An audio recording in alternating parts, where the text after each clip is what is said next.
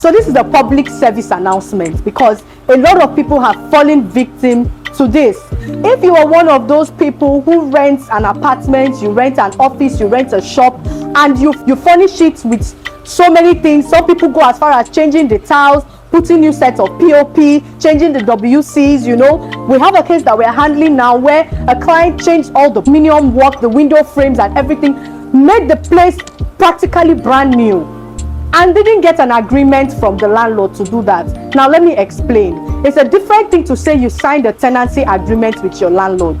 That's different, because tenancy agreements usually do not cover for all of these furnishings and fixtures and fittings that tenants go out of their way to do to put the place in order. There's nothing wrong with that, you know, because you're just trying to bring the place up to your taste, especially if it is an office or if it is a shop, you know, and you want to appeal to your customers. There's absolutely nothing wrong with that. The only part that is a problem is when you do it, one, without the consent of your landlord, two, and most importantly, without a written agreement to that effect. Please do not fall for it.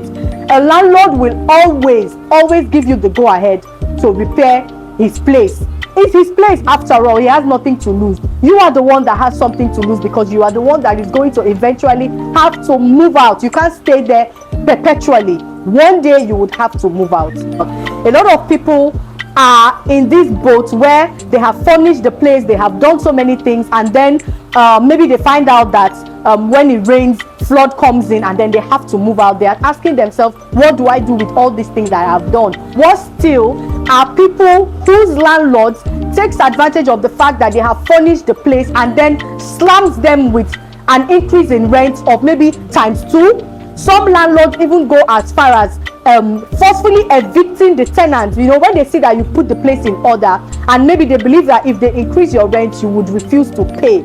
You know, because the place is now so beautiful. You rented the place at 500,000 without a POP, without tiles, or maybe with old tiles. You change all of this, you put POP and all of that. Now the place is worth 1 million naira. The landlord knows that if he asks you to pay 1 million naira by the next year, you would say no. So what does he do? He would then evict you, give you a quick notice, and then bring in a new person to pay 1 million naira, knowing that you would not be able to move out with all of those fixtures and fittings that you have done. So what do? Get your own lawyer to do a separate agreement for you, separate from the tenancy agreement, because tenancy agreements are usually done by the landlord. The landlord is the one that gives you the agreement, and then you would sign. Right? So in the event where you have spent so much money to put the place in order and the landlord decides to evict you, the agreement would have stated a compensation plan or a way of repaying you for the monies that you have spent. Do not agree to oral consent, because a lot of people just call the landlord on the phone and the landlord says, oh, go ahead. No, it doesn't work that way. It doesn't ever work out well. Protect your interest today and get your lawyer on your side. My name is Ijeoma Maximila Nozie. I am the commercial lawyer, and I hope you found this helpful. See you again.